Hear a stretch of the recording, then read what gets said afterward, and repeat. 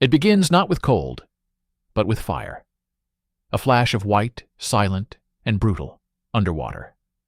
Then the sound, a deep, gut-punch thud that travels through bone. Metal screams. A silhouette of a man, a comrade, is cut in half by a twisting shard of hull plating. Bubbles are not just air. They are dark, thick with oil and blood. A final distorted scream tears through the hydrocom unit. "Ghost! Tell them!" The line goes dead. Commander Leonid Ghost Volkov jerks awake.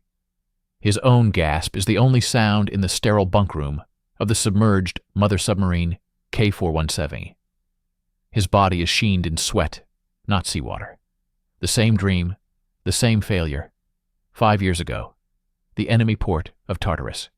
Their mission was to scout. They were detected. He escaped. His brother, serving on the surface support ship Vigilant, did not.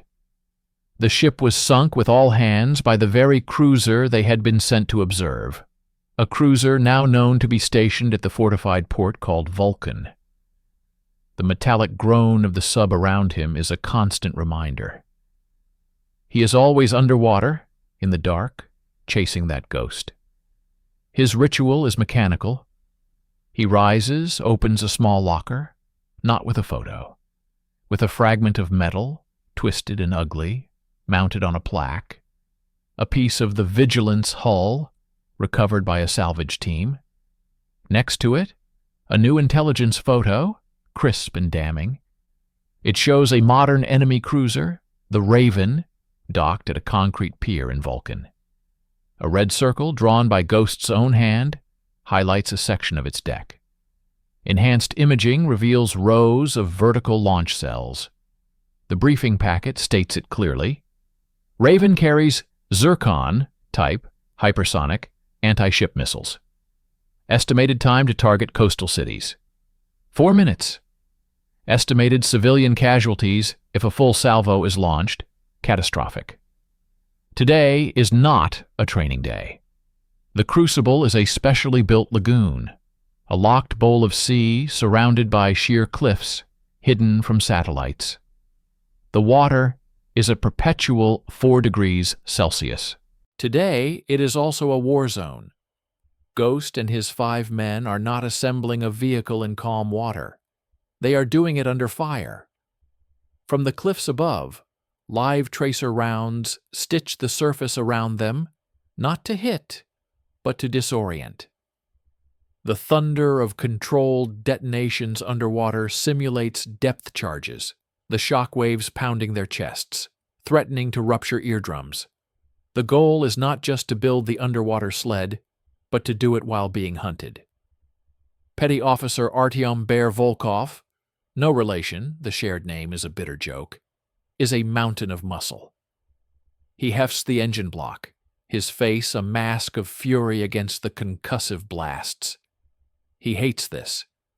He is a weapon, designed to strike, not to fiddle with parts while being shot at. Opposite him, working with frantic precision on the wiring harness, is Lieutenant Alexei Finch Sokolov.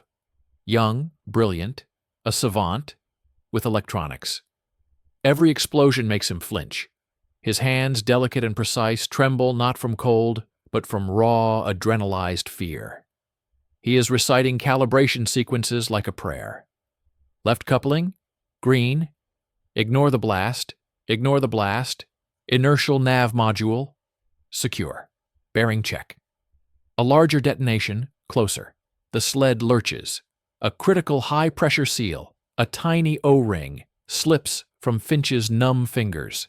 It vanishes into the murky, churned water. Time stops. Without that seal, the sled's pressure hull will fail at operational depth. The mission is over before it began. Bear sees it happen. His roar is lost in another blast. He shoves Finch aside, his massive hands beginning to tear at an access panel, a brute force solution that will take minutes they don't have. A third figure is there instantly. Ghost. He doesn't grab Bear. He simply places his body between the man and the sled.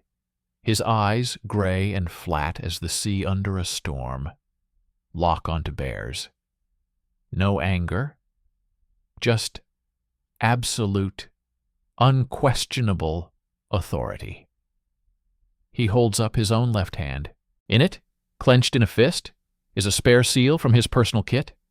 He had anticipated the drop. He passes it to Finch without a word. The moment holds. Bear's rage, Finch's shame and gratitude, Ghost's cold calculus. This is their dynamic. The beast, the brain, and the ghost that binds them. They finish with seconds to spare. As the last clip snaps into place, the attack ceases. The sudden silence is more deafening than the blasts. On the observation deck, Captain Andreev, the mission controller, watches. He is not their friend. He is the architect of their misery. His debrief is ice. Volkov, your team is slow. The SEAL incident would have been a mission kill at Vulcan. Sokolov's fear is a liability. Volkov's anger is a bomb. Yet, he pauses, tapping the photo of the Raven on his tablet. You are what we have. The Raven completes its missile loadout in 72 hours. After that, it moves to its patrol box. Its targets are not military. They are the ports of Murmansk, Severomorsk, your homes. This is not a strike for naval superiority. It is a decapitation. He steps closer, his voice dropping not for drama, but for terrible clarity. Your brother's ship was a casualty of war.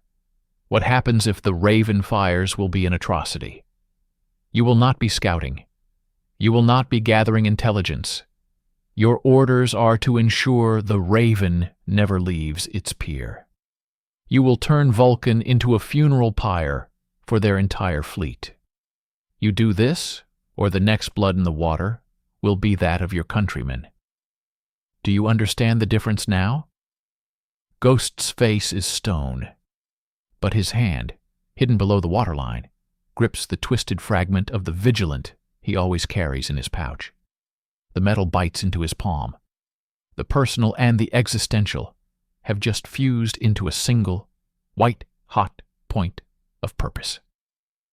The mother sub looms in the deep channel of the lagoon, a black steel leviathan with an open hatch in its belly, a mouth ready to swallow them. One by one they submerge and guide the sled into the dark hold. Finch goes last, casting a glance back at the sunlit surface world. He does not see sky. He sees the schematic of the Raven, the missile trajectories arcing towards a map of his hometown. The hatch seals with a final hydraulic sigh. Inside the sub, dripping and cold in the red-lit belly, the team strips their wet gear. No one speaks. The only sounds are the drip of water on steel and the distant resonant hum of the submarine's reactor. Bear breaks the silence, staring at Ghost. This time, he grunts, his voice rough. We don't just look, we burn it all down. Ghost meets his gaze. For the first time, something flickers in the gray depths of his eyes. Not warmth, anticipation. He gives a single, slow nod. The K-417 begins to dive. The pressure in the compartment changes. The world of light and air is gone. They are in the element of the enemy now, and in the element of their own vengeance. The long, silent journey into the belly of the beast has begun. The world shrank to a steel tube, the smell of ozone, sweat, and fear. The K-417 was not a ship.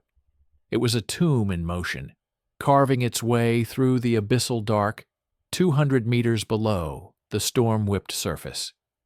The only light was the ghostly red of battle lamps, painting the faces of the 6 men in the hues of a darkroom.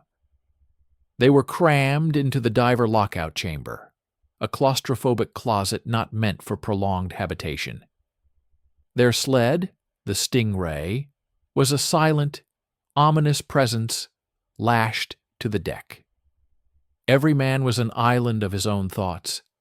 The adrenaline of the lagoon now curdled into a heavy, waiting dread. The conflict ignited over a maintenance check.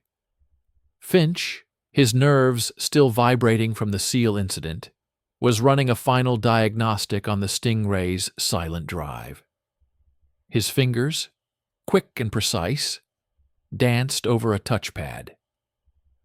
Bear, tasked with checking the mechanical clamps, watched him with growing impatience. To him, it was pointless ritual. The thing either worked or it didn't. "Enough with the magic box," Bear rumbled, his voice too loud for the confined space. "It hums. It moves. It's good." Finch didn't look up. "A 1% power fluctuation at depth could cut our speed by half. That's the difference between reaching the gate and being swept into the patrol route of their ASW corvette. The data from the... Data!" Bear spat the word. "You think the sea cares about your data? You think their hydrophones care? It's about strength, will, getting close enough to rip their heart out." He slammed a fist against a bulkhead for emphasis, the metallic clang horrifyingly loud in the pressurized silence. Viper, the team's veteran demolitions expert, winced. "Easy, Bear. You'll bring the whole ocean down on us with that noise." "It's not noise, it's truth." Bear turned his glare to Ghost, who sat perfectly still, eyes closed, as if meditating. "He fiddles while we sit in this can, waiting to die. Just like on the pier. All theory, no teeth." Ghost's eyes opened. He didn't look at Bear. He looked at the curved hull above them, as if seeing through it to the millions of tons of black water pressing down. "The teeth," he said, his voice barely a whisper yet cutting through the tension, "are in the timing. A second lost is a kilometer off course. A kilometer off course is death. Finch's fiddling is what places the teeth in the throat. Your strength is what drives them home. One is useless without the other. You are not a fist. You are a scalpel. So act like one." The rebuke was absolute. Bear fell silent, seething. It was then that the submarine itself seemed to protest their mission. A deep, groaning shudder ran through the entire vessel, a sound of metal in terrible stress. The lights flickered. A fine mist of cold seawater sprayed from a high-pressure joint in a pipe overhead, hissing like a serpent. Finch froze, his diagnostic forgotten, eyes wide with primal terror. This was his deepest fear. A failure of the machine, being trapped in a sinking iron coffin. But Ghost was already moving, not with panic, but with a dreadful, slow certainty. He reached into a nearby kit bag and pulled out a small, specialized clamp and a roll of sealant tape. He stood, placed the clamp over the leak, and cinched it down with steady, powerful turns. The hissing diminished to a drip. He looked at Finch, holding his gaze. "The machine is flawed. We are not. We adapt. We seal the cracks. In the hull. In the team." He didn't offer the clamp to Finch. He simply placed it back in the bag, a lesson delivered without a word. Preparedness is the antidote to fear. The near disaster changed the air. The petty conflict was exposed for what it was, a luxury they couldn't afford. To break the new, heavier silence, Jackal, the reconnaissance man, spoke softly, tracing a line on a laminated chart of the enemy coast. "I had a sister in Severomorsk. She was a teacher at the naval kindergarten." He didn't elaborate. He didn't need to. The image was grenade. Small children, the wives and families of sailors, under the hypersonic missiles of the Raven. Rhino, the quiet navigator, simply nodded, tapping his own photo taped inside his locker, a smiling woman, and a young boy holding a model ship. The patrol schedules we mapped The guard rotations at the Vulcan's main gate. It's all here. He tapped his temple. For them. The mission was no longer an abstract objective from a briefing packet. It was the sister in Severomorsk. It was the boy with the model ship. It was Ghost's fragment of hull metal, now warm in his palm. The Y solidified around them, heavier and more real than the ocean's pressure. Captain Andreev's voice crackled over the intercom, stark and technical, a welcome anchor to reality. Listen up. We are crossing the K-17 anti-submarine line. Their bottom-mounted arrays are the best in the world. From this moment, you are ghosts. You will not cough. You will not drop a tool. You will not even breathe loudly. All non-essential systems are off. You will feel us go dead stick. The hum of the reactors faded to nothing. The ventilation died, leaving the air instantly stagnant and thick. The only sound was the creak of the hull and the frantic, muffled beating of their own hearts. The K-417 was now a blind, silent piece of driftwood, its fate in the hands of currents and the skill of its crew, sliding over a seabed littered with electronic ears. They sat in the profound dark and silence for an eternity, each man alone with the crushing weight of the water above and the invisible ears below. Every minute was an hour. Every creak was a detection ping. Then a soft, welcoming chime over the intercom, Andreev's voice tinged with rare relief. We are through. The belly of the beast is ahead. Prepare for lockout in 90 minutes. The lights returned, dim. The hum of systems restarted. It was as if the submarine itself took a breath. Ghost stood. He moved to a panel and unlocked a heavy case. Inside, nestled in foam, were their personal weapons. Not rifles, but compact underwater pistols and knives with serrated, non-reflective blades. He began handing them out, each transfer a solemn ritual. He saved one knife for last, his own. It was different. The handle was wrapped in worn cord, the blade etched not with a serial number, but with a set of coordinates. The coordinates for the port of Tartarus, where his brother died. He caught Finch watching him.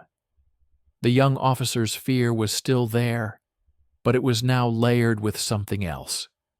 Resolve and a dawning understanding of the cold economy of vengeance. We are no longer in transit, Ghost said, his voice filling the chamber. We are in the enemy's bloodstream. From now on, we are not men. We are a malfunction, a clot. We will travel to the heart of their power, and we will stop it. We will become the absolute silence before the storm. He looked at each of them in turn. Bear, whose anger had cooled to a hard, focused glare. Finch, who gave a tight, determined nod. Viper, Jackal, Rhino. Check your gear. Seal your souls. The water outside is not ours. It is their domain, and we are going to poison it. He turned and placed his palm flat against the cold steel of the outer hatch, already feeling the deep, frigid chill of the enemy sea waiting on the other side. The chamber began to flood with icy water. The lockout was not an exit. It was a dissolution. The world bled away in a roaring, chaotic flood of freezing water, swallowing the red light, the steel walls, the very air from their lungs. It filled the chamber with a violent, churning force, pressing them against the walls, against the sled, against each other. For a terrifying moment, it was pure, white noise and disorientation. Then silence. An absolute, crushing silence that was louder than the flood. They were suspended in a universe of ink. The only light was the weak, personal beam from each man's headlamp, cutting a narrow cone through water so dark it seemed solid. The only sound was the rhythmic, amplified Darth Vader rasp of their own rebreathers, recycling their breath, making them sound like monstrous, mechanical insects. The mother sub was gone, a ghost absorbed by the deep. Ghost's hand signal cut through the beams. A clenched fist. Assemble. They converged on the Stingray. Its own dim running lights made it a constellation of cold blue stars in the void. One by one, they hooked into the sled's tow bars, becoming appendages of the machine. Finch, at the controls, gave a thumbs up.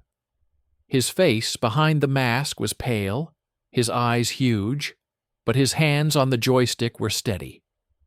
The sled hummed to life, a vibration more felt than heard. It began to glide forward, pulling them into the endless dark. This was the march, a 6-kilometer journey through the liquid night, along a pre-plotted canyon on the seafloor.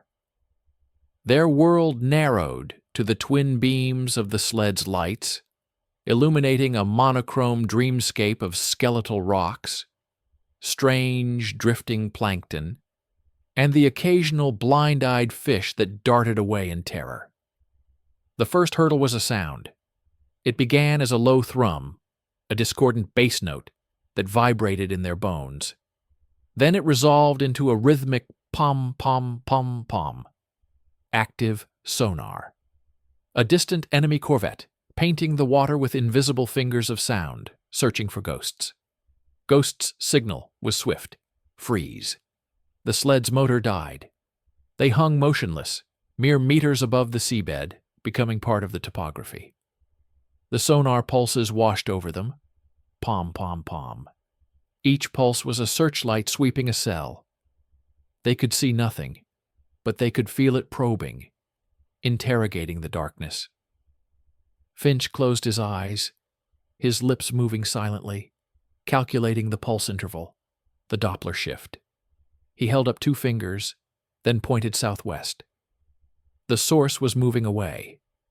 After an eternity of suspended animation, the sound faded into the background hum of the sea. They moved on. The second hurdle was physical.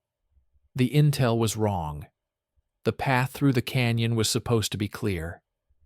Instead, the sled's lights revealed a chaotic spider web of anti-submarine nets, old and new, layered like razor wire, thick synthetic cables studded with hydrophone buoys, and dark, ominous explosive charges blocked their way. A dead end. A trap. Bear, at the front, signaled stop with violent urgency. He swam closer, his beam tracing the lethal latticework. His anger was palpable even through the water. He pointed at the nets, then made a slicing motion across his throat. Impossible. Ghost motioned Viper forward. The demolitions expert glided to the net, his movements delicate. He produced a sensor from his kit, running it along a cable. A tiny screen on his wrist glowed green, then red. He turned, held up 2 fingers. Acoustic and magnetic triggers. Cutting it sets off the charges. Despair threatened to seep in, colder than the water. It was Finch who saw it. Not with his eyes, but in the 3D map in his mind. He tapped his temple, then pointed not at the net, but down, at the silty seabed beneath it. He mimed digging. The nets were anchored to the bottom, but the intel scans showed a layer of soft sediment here, 3 meters deep. Ghost understood instantly. A ruthless, brutal gamble. He signaled the plan. Dig. They had no tools but their hands and sheer, brutal will. They disengaged from the sled and fell upon the seabed. Bear led, using his powerful legs and arms like pistons, throwing great clouds of silt into the water. The others joined, clawing at the muck, creating a swirling, zero-visibility storm. It was a race against time and oxygen. Their rebreathers had limits. The silt storm could attract attention. They dug like madmen, creating a tunnel under the net's anchor line. Halfway through, Rhino's leg became entangled in a buried cable. He jerked, sending a fresh plume of silt. A small, rusty anchor shifted above him, threatening to collapse their makeshift tunnel. Bear was there in an instant, muscles bulging, holding the weight of the anchor and the net with his back, a grotesque atlas under the sea. His face, visible through his mask, was a mask of agony and strain. Ghost and Jackal pulled Rhino free. They crawled through the narrow, claustrophobic passage under the net, dragging the sled behind them. As Bear, the last man, began to wriggle through, the sediment above him groaned. The anchor slipped. A cascade of silt and rock partially collapsed the tunnel behind him, trapping his fin. For a heart-stopping second he was pinned. Ghost turned back, not with panic, but with a methodical fury.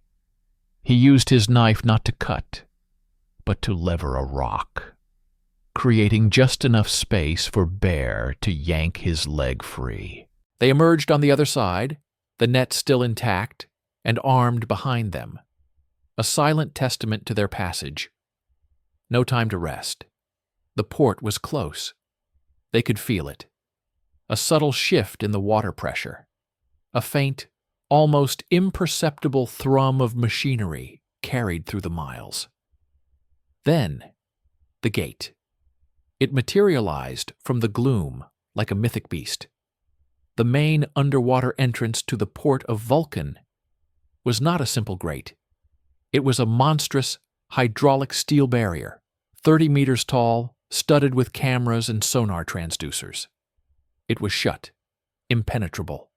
This was the moment the entire mission pivoted upon. The silent, slow-burning dread in their guts ignited into a white-hot point of focus. They settled the Stingray into a shadowy cleft of rock, 200 meters from the gate. It was now a tomb for their transport, to be retrieved only if they survived. From its belly, they extracted their weapons, not just knives and pistols, but compact limpet mines, shaped charges, and the tools of infiltration. They armed themselves silently, each mine a promise of destruction. Ghost gathered them close, a huddle of 6 monsters in the abyss. He didn't use hand signals. He used his slate, writing with a luminous pen, the words hanging in the water before them like a spectral command. The net was a test. The gate is the door. We do not knock. We pick the lock. Remember Severomorsk. Remember the vigilant. Be the malfunction. He erased it, pointed to the gate, then to his own eyes, and to each of them. Watch me. The plan was not to breach the main gate. The plan was to use the maintenance hatch, a smaller human-sized entry point for divers, set into the bedrock next to the massive steel. It would be locked, electronically sealed, and monitored. Viper and Finch swam forward, becoming one with the rock face. Viper placed a small, putty-like charge around the hatch's electronic lock. Not to blow it open, the sound would be catastrophic, but to create a localized EMP burst, frying its circuitry. Finch attached a bypass module, an electronic skeleton key he had programmed himself. A countdown on a timer, 3, 2, 1. A faint, blue spark fizzed in the water around the lock. No sound. The tiny status light on the hatch went from green to dead black. Finch worked his magic, wires connected to his wrist computer. Minutes ticked by. The threat of a patrol was a constant, suffocating pressure. Finally, with a soft mechanical clunk that was the loudest sound they had heard in hours, the hatch's locking bolts retracted. Ghost moved. He grasped the heavy wheel and turned it. The hatch swung inwards, revealing not light but a darker, more profound blackness, the interior of the port's foundational structure. A mouth waiting to swallow them. He turned, gave one last look at his team, their faces set, their eyes glowing behind their masks in the beams of their lamps. He pointed at the open hatch, then at his chest. "I go first." He kicked once and disappeared into the belly of the beast. One by one the others followed, leaving the free, cold water of the open sea behind. They were inside the machine now. There was no turning back. The silence behind them was absolute. The silence ahead was waiting to be shattered. The world inside was a cathedral of nightmares. They emerged not into water, but into a flooded, echoing concrete service shaft, dripping with slime and rust. The water was warmer, oily, tasting of fuel and decay through their rebreather filters. The only light came from their own lamps, cutting through a suspended haze of particulate matter. The sounds were no longer the open sea's hum, but the close, oppressive throb of massive machinery, pumps, generators, the distant, hollow groan of a ship's hull against a pier. They were in the circulatory system of Vulcan. Ghost's first signal was a flat hand to his ear, then a pointing finger upwards. Listen, identify. They floated, silent, parsing the symphony of menace. A rhythmic swish-swish above, the footsteps of a perimeter guard on a catwalk, the high whine of a diesel generator to the east, and the dominant, all-consuming vibration, the deep, resonant idle of the Raven's engines, a giant's heartbeat through the water. They had a map in their minds, but reality was a twisted, corroded version. Pipes blocked routes. New, unmarked grates sealed off passages. Every meter was a gamble. They moved in a diamond formation, a phantom ballet in the murk. Ghost on point, a shadow with a knife. Viper and Finch in the center, guardians of the deadly cargo. Bear and Jackal flanking, eyes on the dark corners. Rhino navigating from the rear, his compass and depth gauge their only tether to the plan. Their first target was a secondary objective, but critical. The port's primary sonar control hut, a small building on stilts over the water, its ears extending deep below. Silencing it would make them truly invisible. They surfaced in its shadow, in a tangle of dripping support beams under the pier. The waterline was a filthy bathtub ring of oil and garbage. They removed their fins, stowed them, climbed silently, water streaming from their black suits, onto the wooden planks of the pier itself. For the first time in hours, they were in the air. It smelled of salt, rust, and grilled fish from some distant guard's dinner. The absurd normalcy of it was jarring. Through a grimy window, they saw two enemy technicians, backs turned, monitoring glowing screens. A coffee cup steamed. Soft radio music played. Bear moved, not with brute force, but with a terrifying fluid grace. He slipped through the unlocked door, a fatal complacency. The first guard died without a sound, a single powerful twist of his neck. The second turned, his eyes wide with incomprehension, and met the razor edge of Bear's blade across his throat. It was not a fight. It was an erasure. Bear caught the body, lowered it quietly to the floor. He looked at his bloody hand, then at Ghost. No rage, just a cold, professional assessment. The job was done. Finch was already at the console, plugging in a data spike. Screens flickered, went dark, then rebooted with a harmless loop of yesterday's quiet harbor data. The active sonar pulses that had hunted them earlier died. A blanket of electronic silence fell over the harbor's underwater approaches. They melted back into the water. Now for the main event. The inner harbor was a forest of steel. The silhouettes of warships loomed above them like skyscrapers, blotting out the scant moonlight. The Raven was at the far end, a leviathan of darkness, its missile batteries a threatening silhouette against the night sky. But their orders were total. The entire fleet. They split into predetermined pairs. Ghost with Finch, Bear with Viper, Jackal with Rhino. Each pair carried a different type of death. Bear and Viper went for the kill. They swam to the colossal barnacled hull of an enemy destroyer. Viper attached the primary charge, a massive limpet mine with a shaped warhead designed to crack the ship's spine directly under its main magazine. He gave Bear the timer to set. 4:30. Synchronized across all charges. Bear's thick fingers, delicate now, twisted the dials.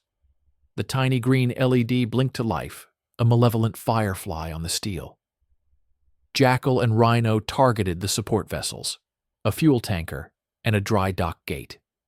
Their mines were smaller, but strategically placed to create maximum chaos, to trap the burning fleet in a cauldron of its own fuel. Ghost and Finch approached the Raven. This close, the ship was a mountain. The sound of its idling turbines was a physical pressure. They found the sweet spot, amidships, below the waterline where the advanced sonar dome was housed. A complex, sensitive area. Finch's job was to place a specialized burrowing charge that would not just hole the hull, but crawl inward using a shaped jet of molten metal, seeking the magazine or the auxiliary power conduit for the missile systems. As Finch worked, his back to the open water, Ghost hovered, watching. A shadow detached itself from the deeper shadow of the Raven's rudder. An enemy combat diver on a routine security sweep. He was relaxed, bored, his flashlight playing lazily over the seabed. He hadn't seen them yet. Ghost went perfectly still. He signaled Finch, freeze, close lights. Finch killed his headlamp, plunging them into near-total darkness.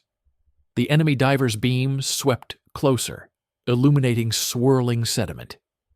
He was 20 meters away, then 10. Ghost didn't breathe. He became a statue, one hand on his knife. The diver's beam passed over him, a ghost in the water, and for a second, illuminated Finch's form pressed against the hull. The diver stopped. He tilted his head, reached for the communication unit on his shoulder. There was no choice. Ghost moved. A single powerful kick propelled him forward, silent as a torpedo. The diver saw the movement, turned, his eyes flaring wide behind his mask. He fumbled for his own knife. They collided in a slow-motion nightmare. Bubbles exploded around them. The enemy was strong, well-trained. He slashed with his blade, the metal glinting in his own dropped flashlight beam. Ghost parried, the knives scraping with a terrible muted shriek. They grappled, tumbling in the water, a silent, desperate dance. Ghost got an arm around the man's neck, applying pressure. The diver thrashed, elbow jamming back into Ghost's ribs. Ghost's grip slipped. The diver spun, his knife aiming for Ghost's air hose. The kill shot. A blur shot from below. Finch, not with a knife, with the heavy tungsten cutter from his tool belt. He swung it like a hammer. It connected with the diver's temple with a dull, sickening thud that vibrated through the water. The diver went limp, a cloud of dark blood blossoming from his head like an ugly flower.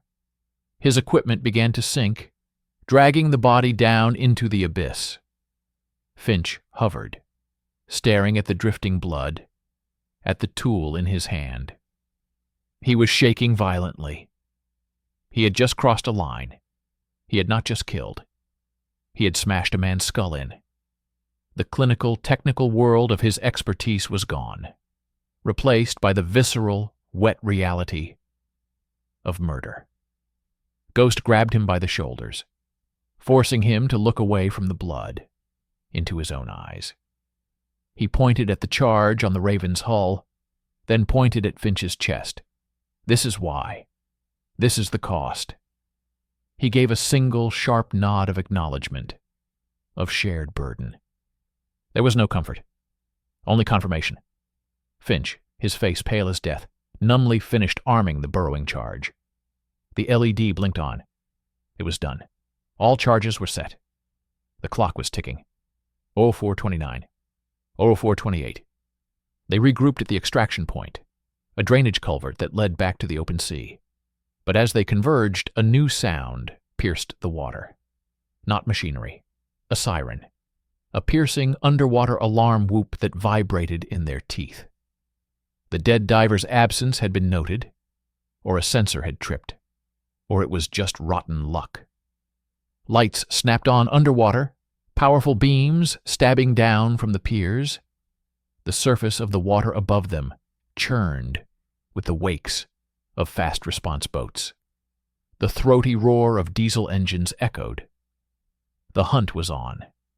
Their planned escape route, back through the service tunnel, was now a death trap, likely already swarming with guards. Ghost made the call in an instant. He signaled not back into the pipe, but down, and towards the harbor's main entrance, the massive, now closed steel gate they had circumvented. The most heavily defended point, the least expected escape. They had 4 minutes before the harbor turned into a sun of fire. And every soldier in Vulcan now knew they were there. They were no longer shadows. They were prey, and the sky above the water was beginning to burn with searchlights. Chaos was a physical wave. The underwater alarm was a primal shriek, shredding the silence. Searchlight beams, brutal columns of white, stabbed into the murk from above, turning the harbor into a crazed, swirling disco of panic. The propellers of fast attack boats churned the water into a violent soup overhead, their downdraft pulling at the divers, threatening to rip their regulators from their mouths. They were 6 men in a shrinking box of light and noise. Ghost's signal was a slashing cut towards the main gate, the heart of the beast's defense. It was insane. It was the only move left. The drainage tunnel was a trap. The open sea beyond the gate was their only chance. They swam not as divers, but as men fleeing hell. They abandoned stealth for raw, desperate speed, their fin strokes powerful and frantic, kicking up clouds of silt that glittered in the crossing searchlights. They were exposed, lit up like insects in amber. A new sound joined the cacophony, a sharp, metallic pzing, pzing. Bullets, sleek and slow in the water, streaked past them, leaving trails of bubbles. Guards on the piers and boats were firing blindly into the illuminated water. Rhino cried out, a muffled, wet gasp through the comms. A round had torn through his thigh. A dark cloud, thick and shocking, bloomed around his leg. He faltered, his fin stroke turning into a painful drag. Bear immediately angled back, grabbing Rhino under the arm, becoming a human tow cable, his own powerful legs driving them both forward. "Keep swimming. You look at the gate. Nothing else." Bear's voice was a distorted growl in their ears. They reached the monstrous, closed steel barrier. It was a wall of impossibility. Above them, on the catwalk of the gatehouse, they could see the silhouettes of soldiers running, shouting, aiming spotlights down. They had one advantage: panic. The enemy was looking for divers trying to escape the harbor, to slip out. They were not expecting an attack on the gate itself from the inside. Ghost pointed at Viper, then at the massive hydraulic piston that controlled the gate's lock. Now. Viper didn't hesitate. He ripped a secondary charge, a compact-shaped breaching charge meant for emergency egress, from his pack. He slapped it onto the heart of the hydraulic mechanism, No time for timers. He set it for a 5-second delay. Scatter. Ghost's signal was urgent. They kicked away from the gate, diving deep, seeking the scant cover of the seabed rubble. Rhino gritted his teeth, a scream of pain transmitted as static. The explosion was different underwater, a deep, concussive thump that felt like a giant's fist hitting their chests.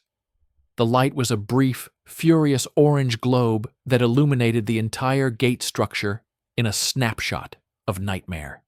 The sound of rending metal, a tortured shriek, followed. The giant lock shattered. The gate, millions of tons of steel, groaned but stayed shut, now mortally wounded. But the blast did its secondary job. It blew out every nearby searchlight and siren. It created a momentary cloak of darkness and confusion. The gap. Finch's voice, high with tension, pierced the comms. He had seen it. A narrow, jagged slit where the gate met the seabed, torn open by the blast. Just wide enough for a man. One by one, they squeezed through the hellish opening. Twisted metal scraped against their tanks. Bear went last, practically shoving the wounded Rhino through ahead of him, the metal tearing a fresh gash in his own dry suit. They were out, in the open sea, but not safe. The clock in their minds was the only thing that mattered. 03:59. Behind them, Vulcan was a stirred hornet's nest. Floodlights swept the water. Boats were launching, their sonar pings beginning to lace the water. Active. Hunting. The sled! 200 meters bearing 270. Rhino gasped through the pain, his navigator's mind still functioning. They swam for it. A death sprint. Every kick was fire in their muscles. Rhino's blood trailed behind them, a scent in the water. The sonar pings grew louder, closer. A patrol boat was vectoring in on their wake. E315. They found the Stingray, a blessed shadow in its rocky cleft. They piled onto it, hooking in. Bear hauled Rhino into the central position, already tearing a compression bandage from a kit. Finch, at the controls, didn't wait. He slammed the throttle. The sled hummed, surged forward, deeper, seeking the cover of the seafloor canyon. Behind them, the world ended. It was not a sequence of explosions. It was a single cataclysmic event that unfolded in a terrible, beautiful symphony of destruction. First, a flash. A silent, white-hot bloom from beneath the Raven that backlit the entire harbor, etching the silhouettes of ships and cranes in stark, atomic relief for a split second. Then, the sound. A deep, volcanic roar that overwhelmed their hydrophones, a sound of primordial fury. The Raven's magazine. The shaped charge had found its heart.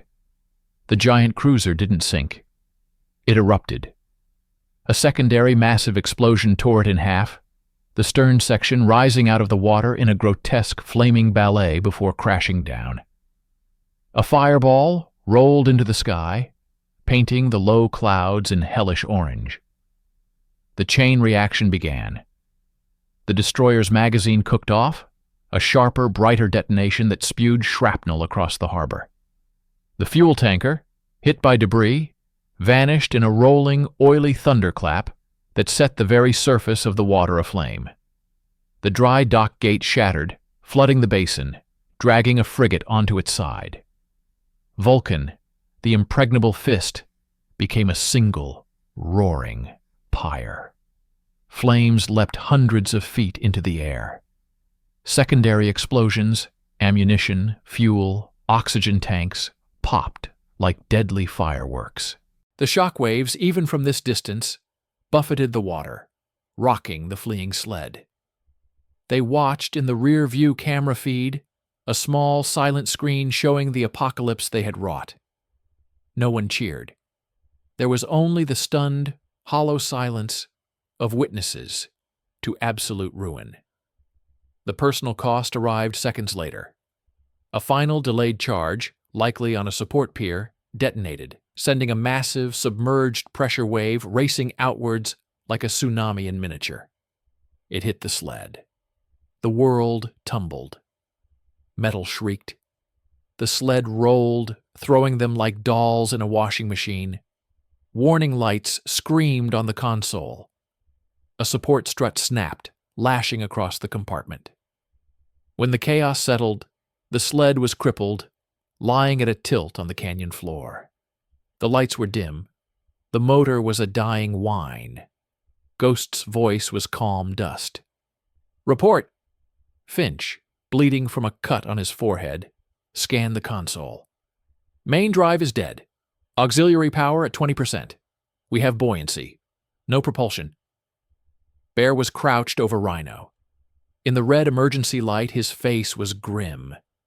He looked at Ghost and gave a single, slow shake of his head. The shrapnel from the broken strut had caught Rhino in the chest. The compression bandage on his leg was now the least of his worries. Rhino's eyes were open, glazed with pain and shock. He was drowning in his own blood inside his suit. He looked up at Bear, then at Ghost. He didn't speak.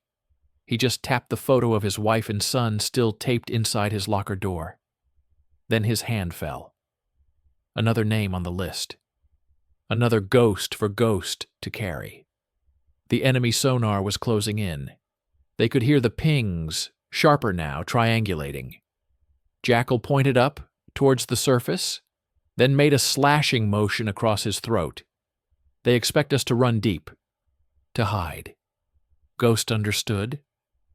He looked at the remaining 5, himself, Bear, Viper, Jackal, Finch. He looked at the dead sled. He looked at the burning horizon visible through the murky water above. He made the call. "Abandoned sled. Emergency ascent. We go up. Into the fire." They released the wounded Stingray, sending it on a pre-programmed course deeper into the canyon, a false echo to buy time. They left Rhino there, his body secured, a sailor buried at sea. With their last breaths of clean air, they initiated a controlled but rapid buoyant ascent, releasing air from their vests, shooting upwards towards the inferno they had created. They broke the surface into a scene from the end of the world. The sky was black with smoke, lit from below by the roaring furnace of Vulcan. Flaming debris pattered down around them on the water. The air was hot, acrid, and deafening with the sounds of destruction. But the patrol boats were where they expected, scanning the depths, looking down. Ahead, through the smoke and heat haze, was the rocky enemy coastline. Not an escape, an infiltration. Ghost tread water, looking back one last time at the dying fleet, at the tomb of his brother now avenged in a scale of violence he could never have imagined. He felt no triumph, only a heavy, cold finality. He turned to his men, treading water in the glowing, oily swell. Bear's face was a mask of soot and fury. Finch looked aged, hollowed out. Viper and Jackal were silent, efficient, already scanning the coast. "We are not going home," Ghost said, his voice raw from the filtered air. "Not yet. We are going into the dark. We became shadows to enter. We become men to disappear. Stick to the plan. Move." As one, they turned their backs on the sea and began the long, slow swim towards the burning shore, to vanish into the chaos they had created, leaving behind only the silence that comes after the storm, and the deep, cold fire of the deep.